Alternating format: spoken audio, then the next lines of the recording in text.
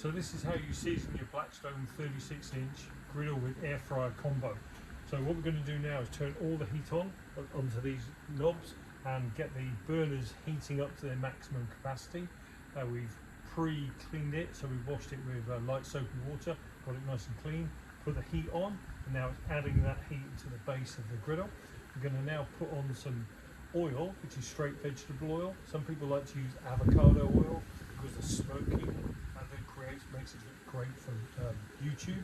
But what we're going to do is straight vegetable oil. So the first layer will go on. We'll then use a kitchen cloth to wipe it all to the edges and up the sides, because what we're going to try and do is season it throughout and get the whole surface of this deep black, so it polymerizes the oil and burns it off and then creates a layer. We're going to do 4 or 5 layers of that.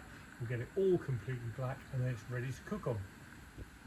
So now what we're going to do is put a generous layer of oil onto the surface of the griddle like this, and then spread it around using a kitchen roll to give it a nice good coating as it then starts to heat up and create that first surface for the griddle to cook on.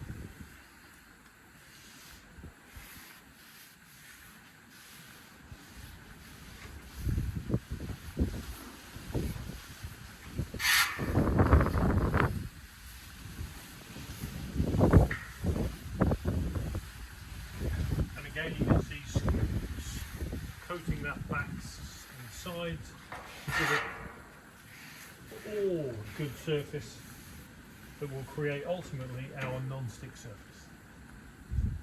So you can see the first layer is really starting to polymerize, and you can see the smoke that's rising on here.